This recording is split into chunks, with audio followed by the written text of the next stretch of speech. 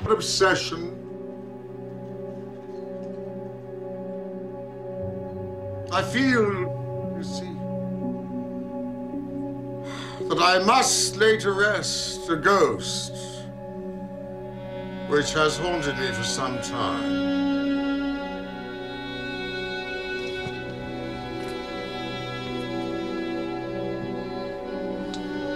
I shall be away for several weeks in the highlands. Meanwhile, your patients might be encouraged by seeing you more often in your consulting room. What about Baker Street? Post Restaurant, Diogenes Club, and the Irregulars. You know my methods. I shall be watching you with my third eye.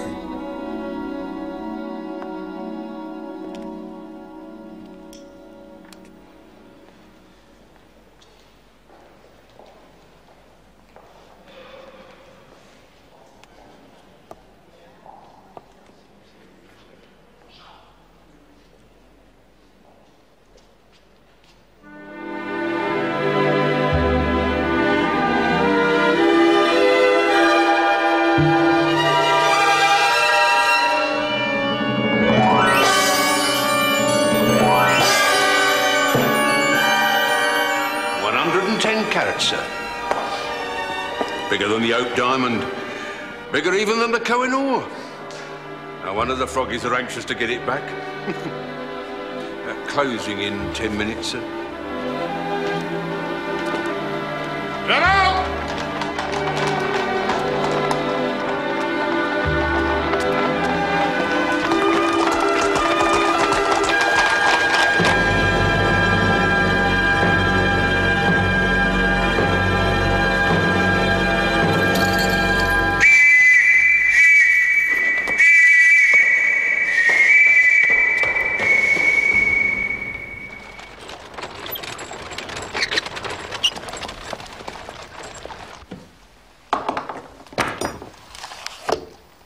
Sister, Agnes.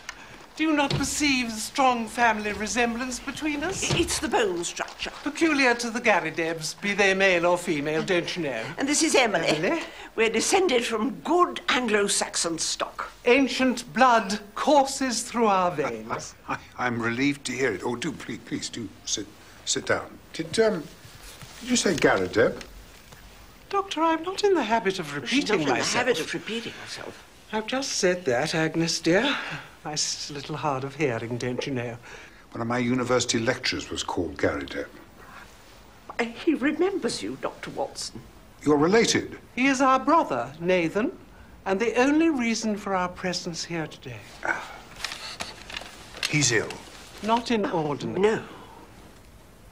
Well, are either of you ladies ill?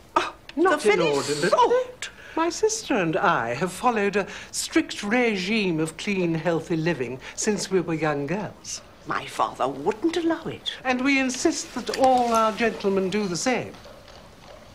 Your gentlemen? Our gentlemen tenants, Dr. Watson. Oh, I see.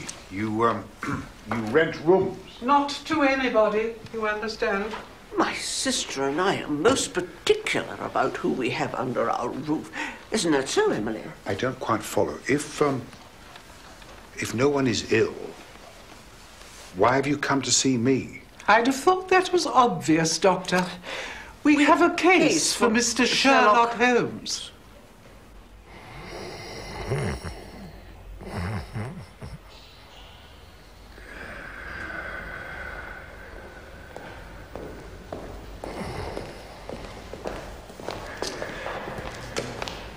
Mycroft, wake up. Gentlemen? Oh, we don't often see you here at the Diogenes. Have you spoken to your brother as requested? Alas, no. Well, I don't need to remind you from whence the request came. It is the Prime Minister's personal wish that your brother should employ his detective skills, find the Mazarin diamond, and return it to Whitehall without delay. I'm rather afraid Sherlock's unavailable at the present time. Unavailable? Inconvenient, I know, but He's engaged in another case up in the Highlands. Doesn't expect to be back for about a week. Not good enough, Mycroft. You really must try and keep your brother on a shorter leash. Do you know the history of the Mazarin diamond? Yes, of course I do.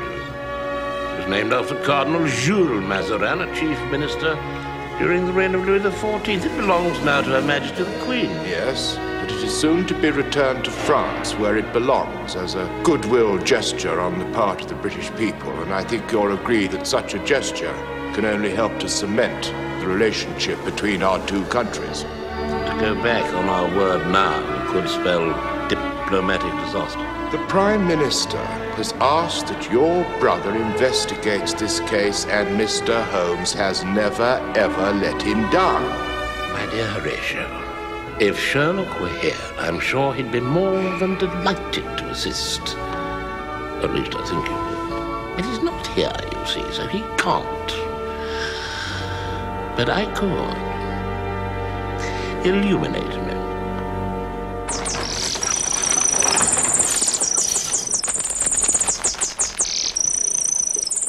He came to the house yesterday. Who did? The American. An American came to your house to visit your brother and offered him a large sum of money. $5 million. $5 million? $15 million to be divided between 3 people. With the same name, Gary Deb. But only male Gary Debs can share the fortune. Like my brother. And the American. But it's as plain as a pikestaff, Doctor. Oh. He's not a real Gary Deb at all. No, he says he is, but we know otherwise, don't we, Emily? You do? How? Bone structure. He simply doesn't have it. No. Of course. Bone structure. Whoever he is, the man's an absolute cat. Mycroft, think of the country. Imagine if the Mazarin diamond was never found. Or turns up again in a variety of different shapes. Now, ladies, if you'll excuse me, there are patients waiting to be seen. Here is our card, Doctor. You will speak on our behalf, won't you, Doctor? Please. I'll do what I can. $5 million. Thank you for listening, Doctor. Come along, Agnes. He's not as intelligent as I thought he'd be. The name Garadeb will almost certainly mean nothing to you, but I feel I should relay the particulars of a most extraordinary tale.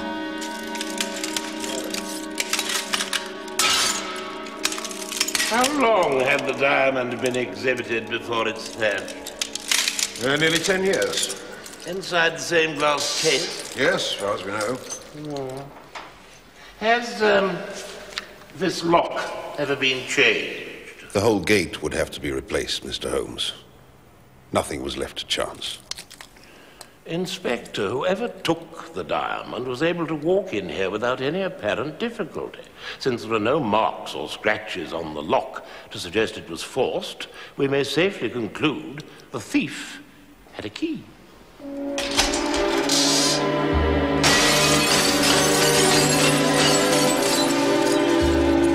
Once inside, it would have been the work of a moment to smash the case and remove the stone.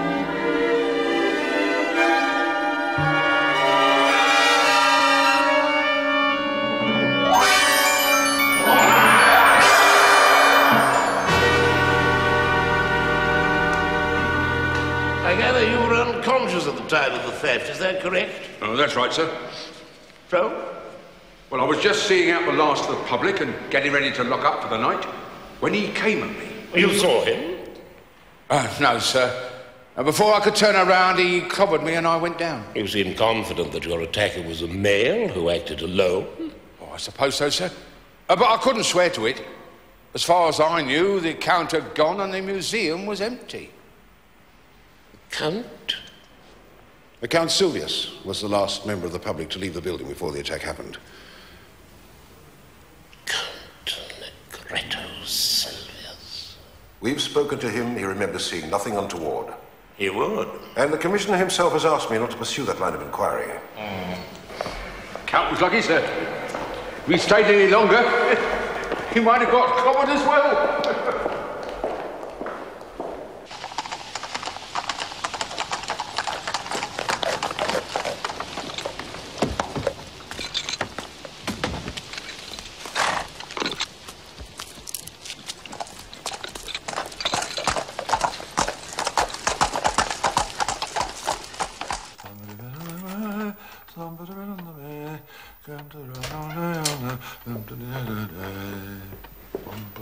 Here he is, Nathan.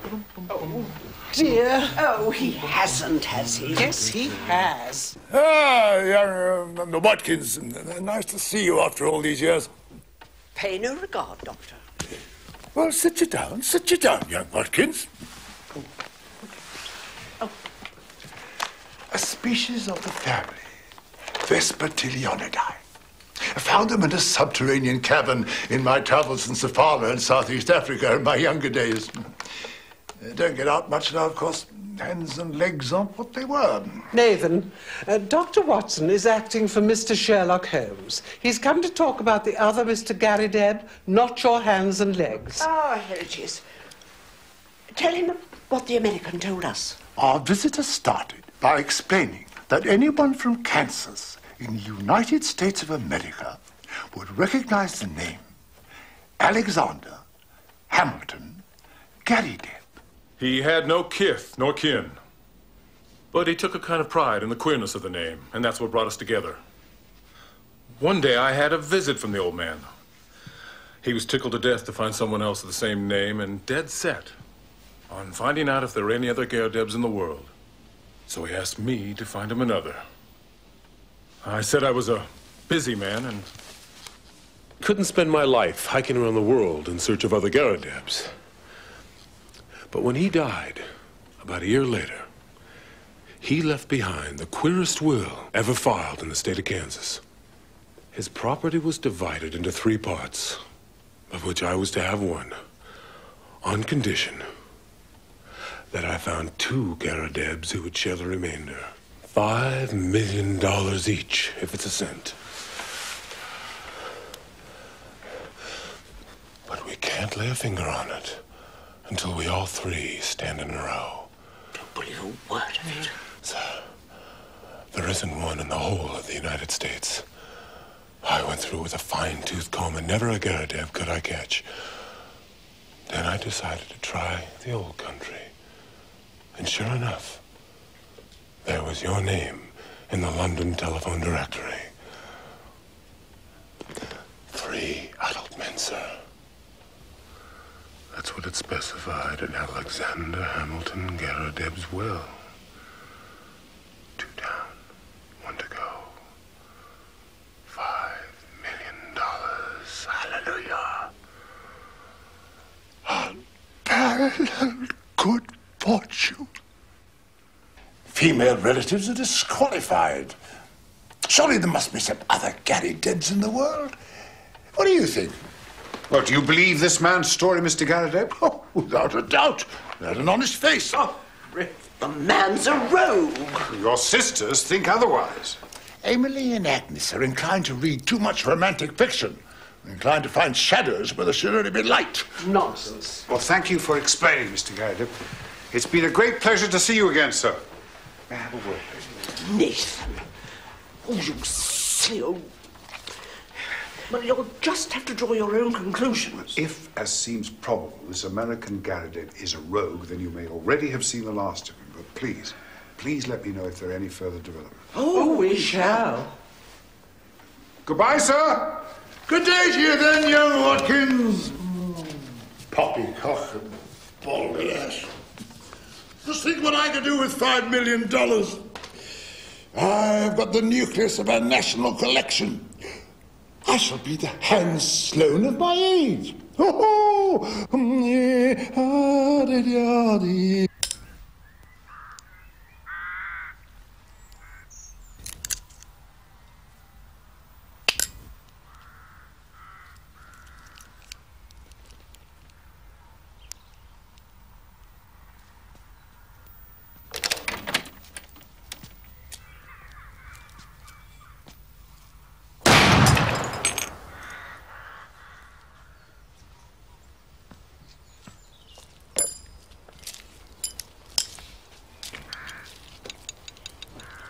Mycroft Holmes. Well, well. First the police, and now you. You come to find where I am hiding the Mazarin store? I didn't expect a confession, Count. Then you won't be disappointed. Please, if you wish. Be careful. It's a hair trigger.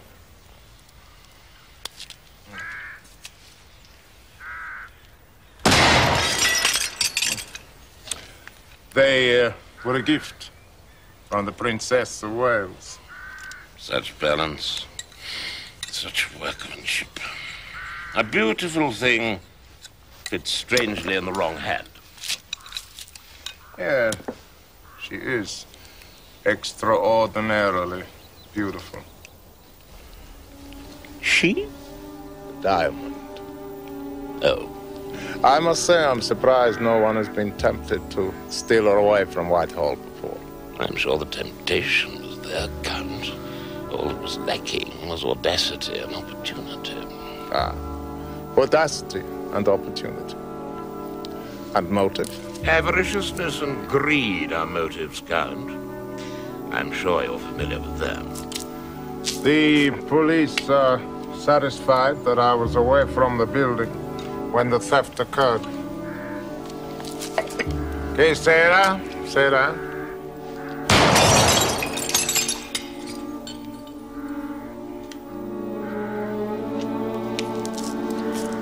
I'm following my own line of inquiry, as my brother did with Miss Minnie Warrender when she accused you of stealing her jewels. My conscience is clear. Our past is an unresolved duel, Mycroft. You may hold some personal grievance against me, but that gives you no right to sully my good name and reputation. This is between us, Count. You and me.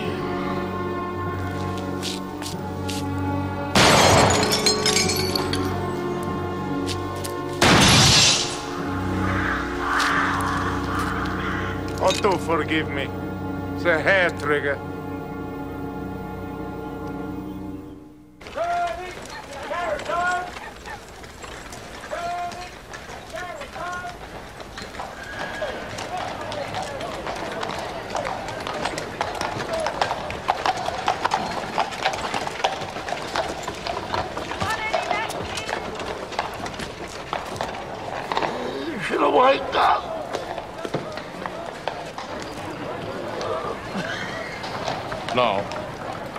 No, won't be necessary. Right, you walk up. Walk on, Bobby.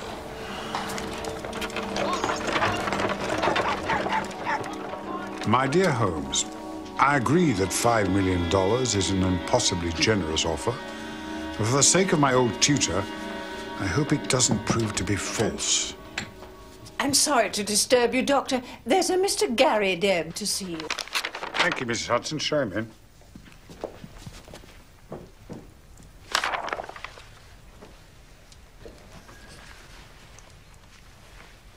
Forgive me, I was expecting someone else. Mr. Nathan Garrideb, I suppose. You must be Dr. Watkins. Close. What can I do for you, Mr. Garrideb? For a start, you can stop interfering in matters that don't rightly concern you. I'm sorry. I saw the old man and his sisters today, and they told me you were acting on behalf of Mr. Sherlock Holmes. That's no reflection on you, Mr. Garrideb. Mr. Holmes and I have means of getting information which is not normally available to the public. I don't want the police butting into a private matter. But surely the sooner we find a third male Garrideb, the better for all concerned. Well, that puts it different. If you're content to help us find the third man, well, I can't see any harm in that. I hope I put your mind at rest, Mr. Garrideb. John Garrideb. I'm sorry if I was a bit short with you back there. Dr. Watkins? Watson. That's quite all right. I'm fairly new to this country and haven't gotten used to your English ways yet. I guess I must seem impatient to a man like yourself. Urbane and unsophisticated. Good luck with your search, Mr. Garrideb. I'll be in touch if I discover anything useful. Much obliged, Doctor. Much obliged.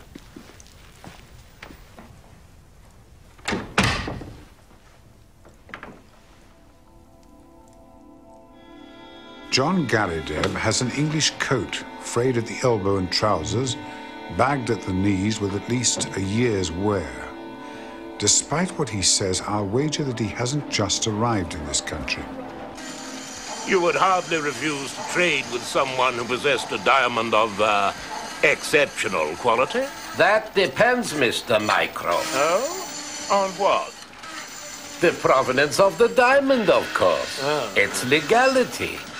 Even if it were brought to you by a respectable member of society? Her Majesty could offer me the crown jewels, and I'd still refuse to do business with her. Mm-hmm. Strange to think that pieces of crystallized carbon could be the cause of such great human happiness and tragedy.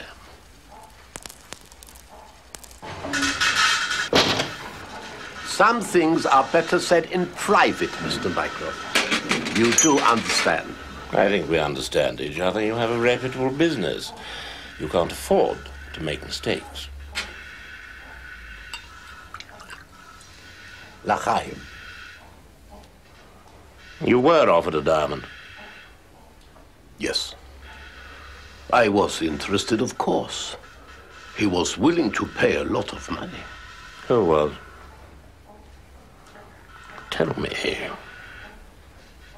The Count. And his name? Count Silvius. Well, that's no good to me, Aki. I need them within 2 days. With the greatest respect, sir, only Roger Presbury could have cut your diamond in less than a week, and he took his skills with him to the grave. Well then, I better find someone alive to do the work while there is still time. What can you do? Who was Roger Presbury? A true genius. In his hands, a lifeless, shapeless stone became a living, breathing work of art. Diamonds were his life. And his death. Indeed. He was murdered 5 years ago during a quarrel about some gems. Such a tragedy. Did you see the Count's diamond? Alas, no. But he did give me a description of it. He described a round stone of finest purity and color, approximately 100 carats in weight. 110, Mr. Mycroft. But a little too close for comfort to a description of the Mazarin stone. I've taken up enough of your time. Not at all, Mr. Mycroft, sir, not at all.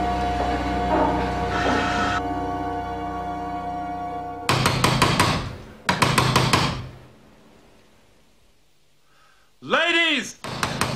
Ladies, I've got news!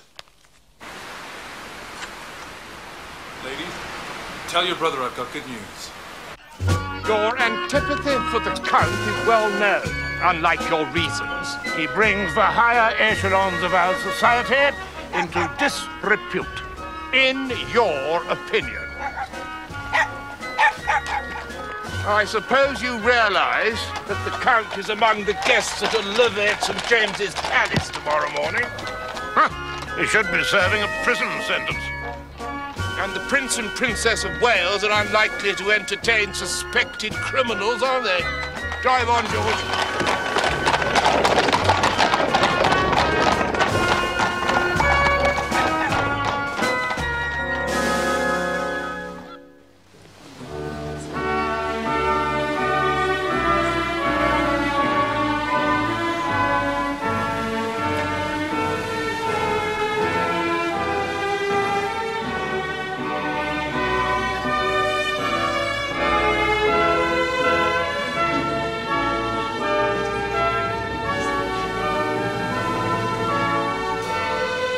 Enchanting.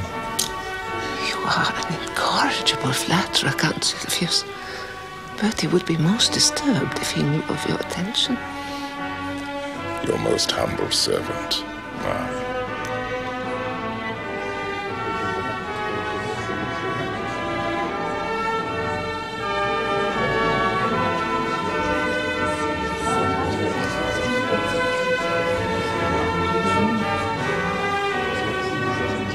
A beautiful thing fits strangely in the wrong hand.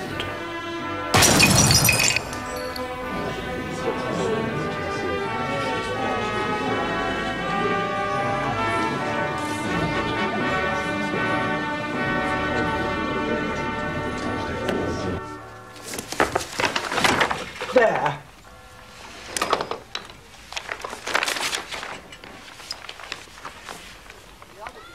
Howard Garrideb, constructor of agricultural machinery. Binders, reapers, steam and hand plows, drills, harrows, farmers' carts, buckboards, all other appliances. Estimates for artesian wells, apply Grosvenor Buildings, Aston. John, Nathan, and now Howard. The third Garrideb. Read the advertisement again, Doctor. Look at the spelling. Howard Garrideb, constructor of agricultural machinery, binders, reapers, steam and hand plows. And how do you spell plows? P-L-O-W-S. Oh, that's American spelling. Well, it could be a printer's error. Buckboards. Artesian wells in Birmingham. So, you're implying that this advertisement has been written by an American, John Garrideb. And this Howard Garrideb simply doesn't exist. And yet he has asked Nathan to meet him in his office alone tomorrow night in Birmingham. Now, something is wrong, Doctor. Terribly wrong.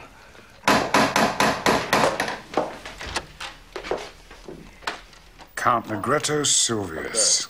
Game shot, sportsman, Wait. man about town, confidence trickster. Please, sir. Here it is. And now, diamond thief. I'll have him. I'll have him. Can't go in there. It's quite all right, Mrs. Hudson. Dr. Watson. The Count is expected. Well, you might have warned me.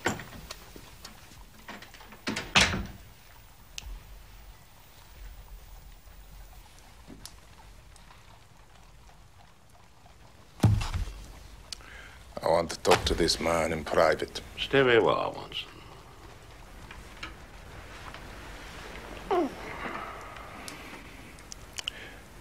You have gone out of your way to annoy me.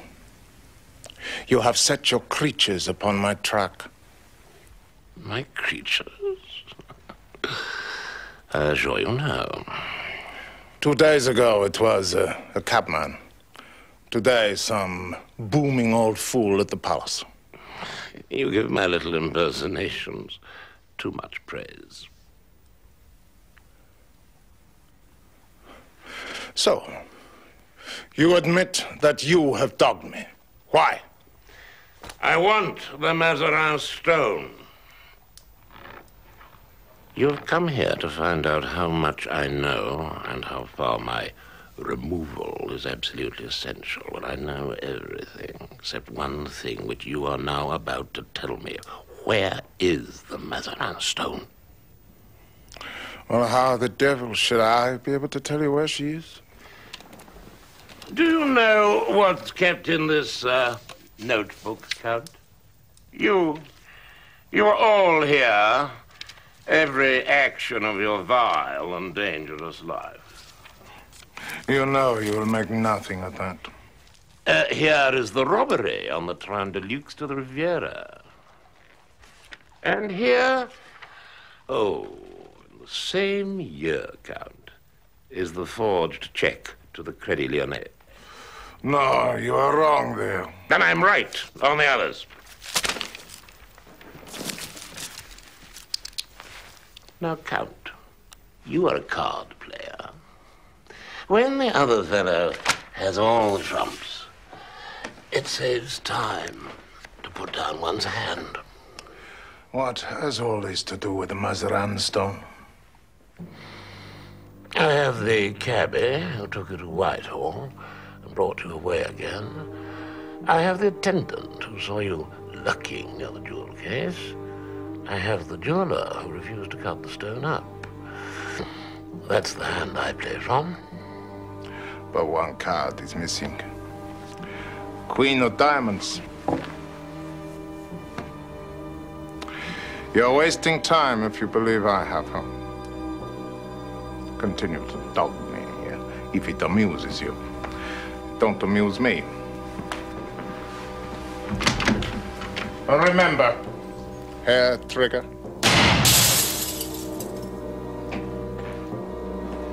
How can he hope to dispose of it?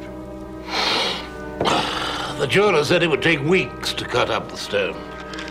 Only a man called Presbury could do it in less time. And he's dead.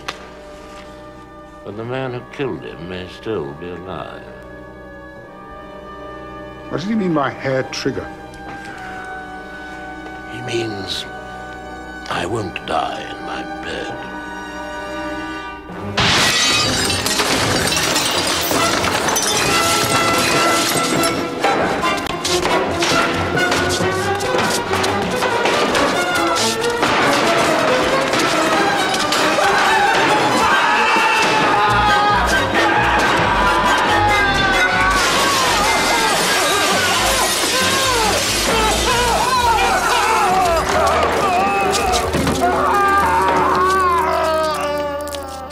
These are post-mortem photographs of Roger Presbury. Rather unpleasant, I'm afraid. You must be used to such sights, Doctor. Oh, yes, indeed. And what can you tell us of his murderer, Inspector? A man called Winter. I've got his photograph here in our rogues gallery somewhere. Found guilty of manslaughter, sentenced to 5 years. Oh, released 2 months ago. Here he is, a native of Chicago. James Winter, alias Moorcroft, alias Evans, alias John Garrideb. The man you know as John Garrideb once worked for Roger Presbury. It's quite extraordinary, really. Get away with him! Get away! Get away! Get away! Get out of the way! Be off! Be off! Officer! My dear Watson, Presbury dead 5 years. Identify Garrideb's lodger, Holmes.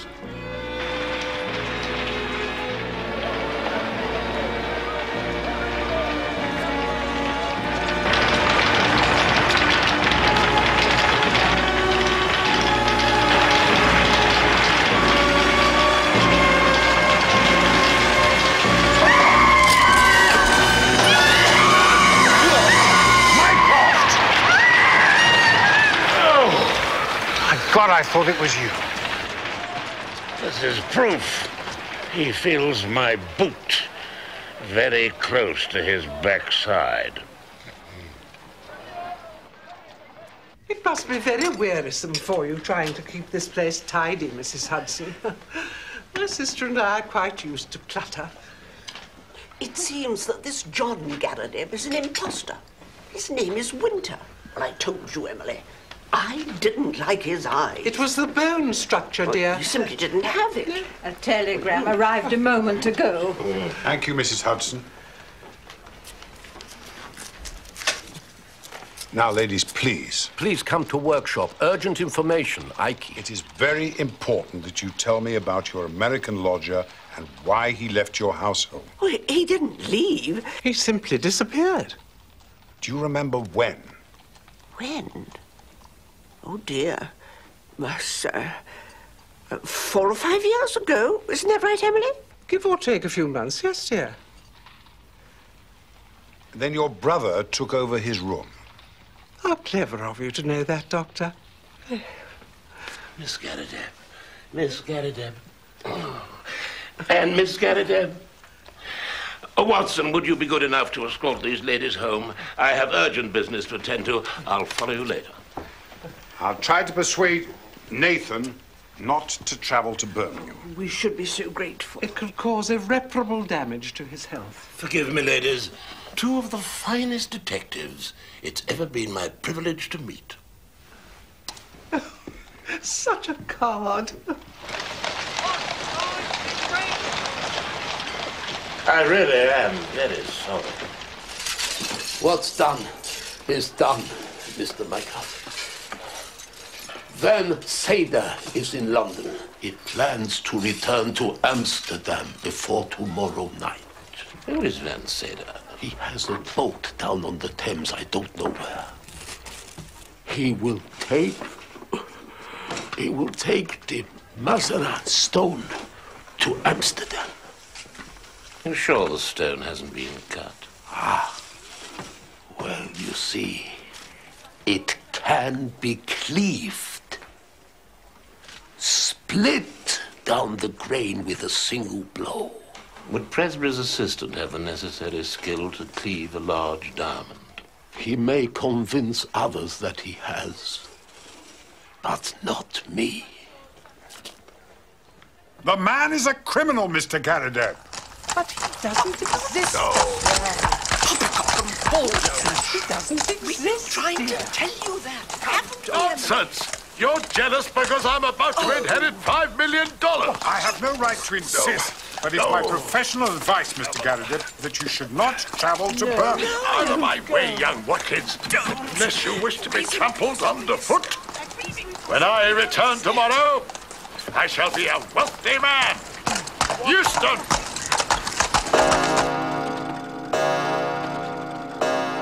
Doctor, my sister and I will have to retire shortly. There are plenty of spare beds if you wish to sleep, Doctor. Oh, no, please don't worry about me, Miss Garrideb. I'll just stay there. Oh, well, there are plenty of cushions. Now let's plump them up a little more comfortable, I'm sure. Oh, no, please don't let me keep you awake. I'll just draw the curtains for you, Oh, Doctor. no, please, it's fine. You will help yourself to tea and cake, won't you, Doctor? Oh, thank you very much. Or there's a little sherry, if you prefer. Don't hesitate. In fact, I might just... Come along, Emily, dear. Bid you good night, then, Doctor. Good night.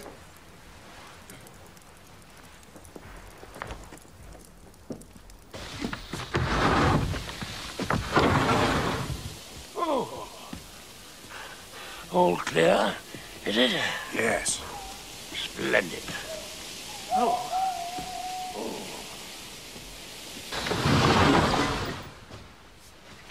What an extraordinary room. I'm afraid Mr. Garrideb is on his way to Birmingham. Oh, that's excellent.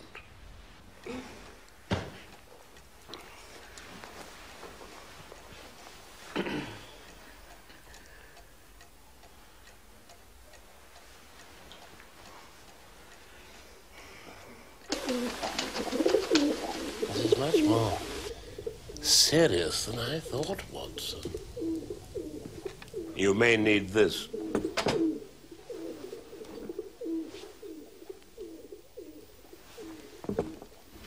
Douse the candles, Watson. Is that sherry? Yes.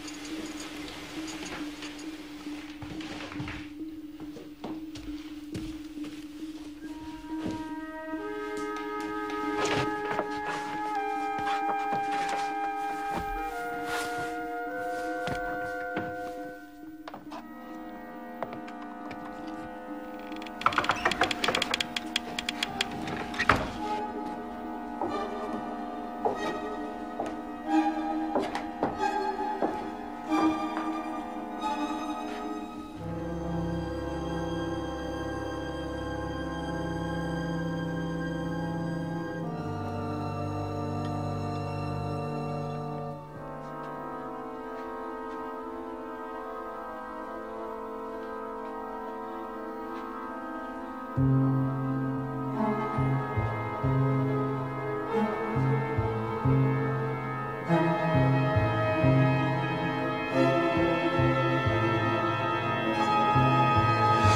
Winter, I presume.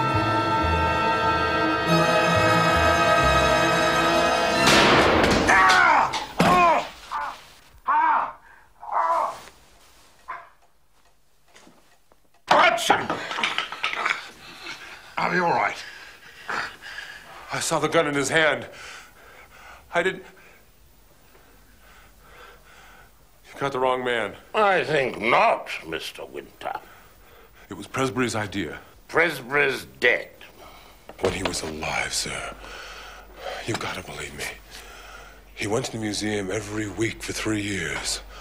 All the while figuring out a way to steal the Mazarin stone and hack it up. Making the duplicate key was easy. Before he had a chance to use it, he died. He was murdered for that key. Not by me, sir. I'm sorry, Doctor. I told the jury so at the trial. It was some argument over jewelry. But they didn't believe me.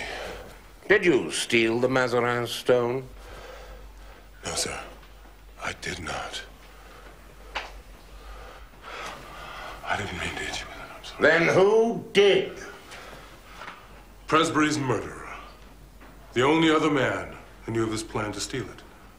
And the only man cool enough to take a diamond out of Whitehall. And the man for whom you spent 5 years of your life behind bars. It suited us both to work together. Please, let me help you. He could steal it, and I could use Presbury's equipment to cut it up fast.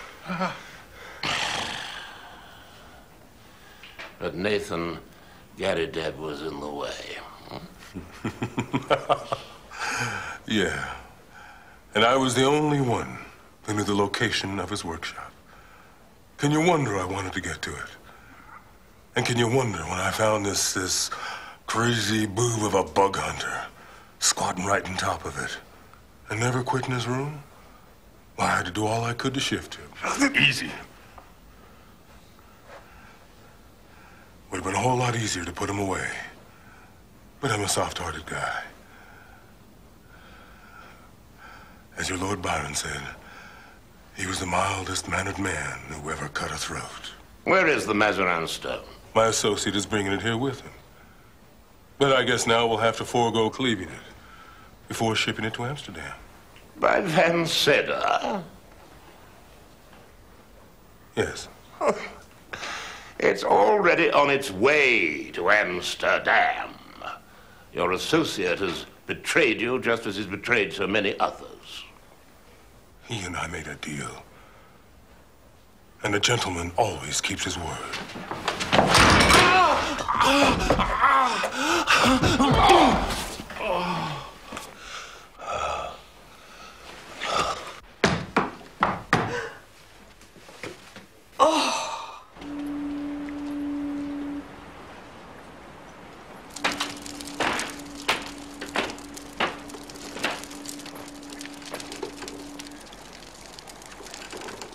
Omocha, Van Sedder. No, please. Shall I get a doctor? No, it's... Just get me a towel and some water, please. Thank you. Your associate has used you, Winter. He'd no intention of allowing you to cleave the stone. You'd served your purpose. Now, where is Van Sedder's boat?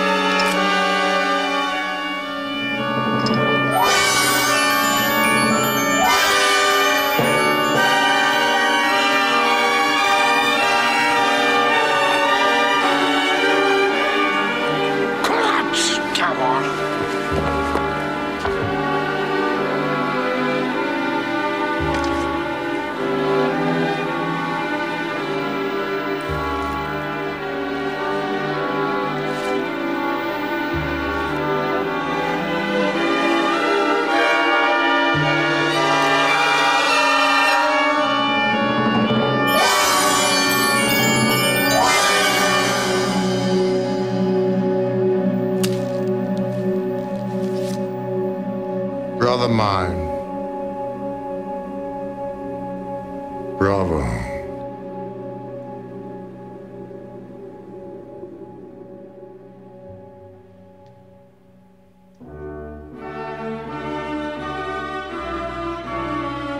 Je suis enchantée.